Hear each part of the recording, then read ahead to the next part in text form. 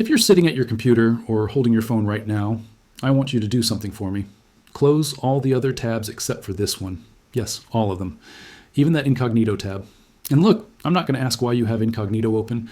I'll just assume you're researching brilliant investment strategies you don't want showing up in your browser history. Yes, exactly. We'll go with that. Ladies and gentlemen, the Asian guy is here. Money Mind Hub Pro. Now, before we dive in, I need you to understand something crucial. What I'm about to share with you is based entirely on publicly available Federal Reserve data. This is information that most people simply don't take the time to read, because right now there are some very interesting developments happening at the Fed. And these developments involve some very large numbers. We're talking about nearly $8 trillion on the Fed's balance sheet.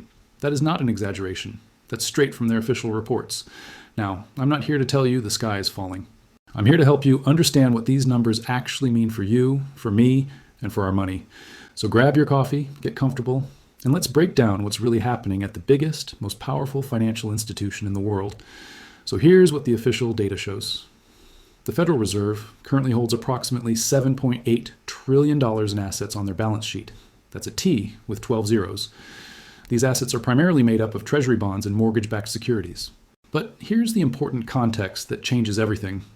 Many of these securities were purchased years ago when interest rates were near historic lows, basically at zero, and now, as you know, interest rates have shot up significantly to around 5.5%. Basic bond math tells us that when interest rates go UP, the price of existing bonds goes down. This is Finance 101. It's not controversial. It's just how it works. According to the Federal Reserve's own quarterly financial reports, their unrealized losses have grown substantially. Various independent estimates put these unrealized losses at over $1 trillion. To put that number into perspective, that is larger than the entire GDP of many countries. Now, it's very important to understand that unrealized losses are not the same as actual realized losses. As long as the Fed holds these bonds until they mature, they can avoid crystallizing that loss. But the simple fact remains, the current market value of what they're holding is significantly lower than what they paid for it. This creates a precarious situation that's worth paying attention to. Let me share a few more data points, again, all from official sources. Point 1. According to their own reports, the Federal Reserve has been operating at a net loss for an extended period. The cumulative operating losses have now exceeded $200 billion. This isn't a small rounding error. It's a significant financial deficit for the central bank. Point 2. Because of these losses, the Fed's remittances to the U.S. Treasury Department have been paused. They are currently recording what's called a deferred asset on their books. This is basically an accounting IOU. It's a mechanism the Fed uses during periods of negative income to balance its books, but it represents money that the Treasury is not receiving. Point 3. At the same time, the U.S. Treasury continues to issue massive amounts of new debt that requires buyers in the market. Meanwhile, foreign holdings of U.S. Treasuries have seen some notable shifts.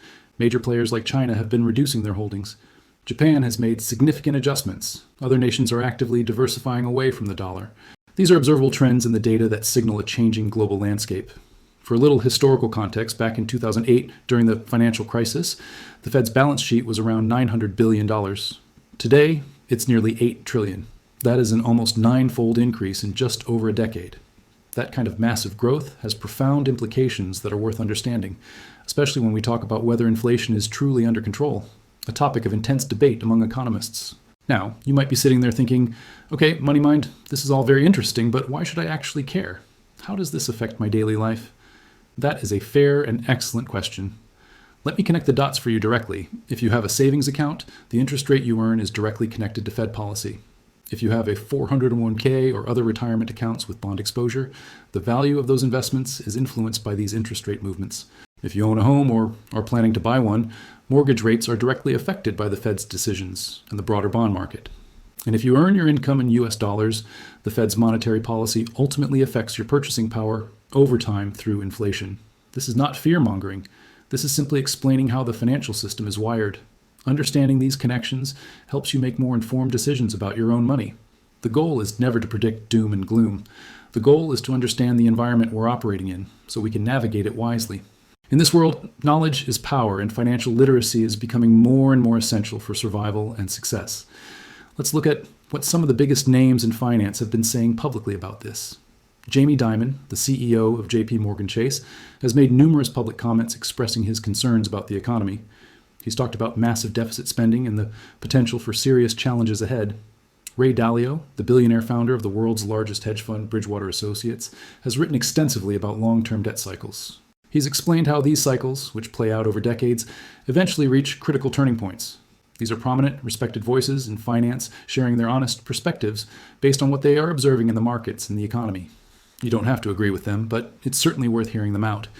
Beyond them, various other economists and even former Fed officials have raised questions about the sustainability of the current balance sheet and the long-term consequences of these policies. There are thoughtful, serious debates happening right now among the experts. The problem is, the mainstream financial media doesn't always cover these nuances in depth. They often give you the headline, but not the full story. And that's why channels like this one exist, to help you explore these topics more deeply and think for yourself. So here's what many financial educators suggest you consider in this environment. The window for learning and preparing is always right now. Understanding how monetary policy works helps you navigate uncertainty with more confidence. Historically, periods of massive monetary expansion have coincided with significant movements in asset prices.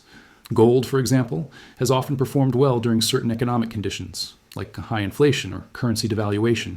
Silver and other hard commodities have their own unique historical patterns as well. Now, these are just observations, not predictions or investment advice. Past performance never guarantees future results, and every economic situation is unique. But what is consistent throughout history is that informed people tend to make better decisions than uninformed people. The time to educate yourself is always before a major event happens, not during or after when it's too late. So, what are some constructive, practical next steps you can take? 1. Continue educating yourself.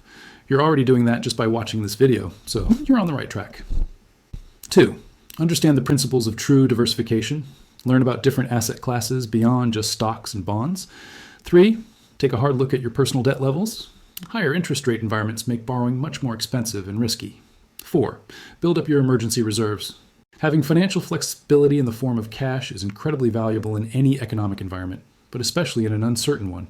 And 5. Share this knowledge. Help your friends and family become more financially literate. We all do better when we all know more. I have to say this clearly. I am not a financial advisor, and this is purely educational content, not personal financial advice. I'm just a guy who spends his time reading boring financial documents and government reports and then tries to explain them in a way that's clear and easy to understand. The numbers I've shared are all publicly available. I'm just making them more accessible for you. If this video helped you understand something new today, or gave you a new perspective, please consider subscribing to the channel. We're building a community here that's focused on real financial education and literacy without the hype. And I'd love to hear your thoughts in the comments below. What topics should we cover next? What's on your mind? In the next video, I'll be exploring some fascinating market indicators that are flashing right now and are worth watching closely. Until then, stay curious and stay informed. This is Money Mind Hub Pro. Thanks for watching.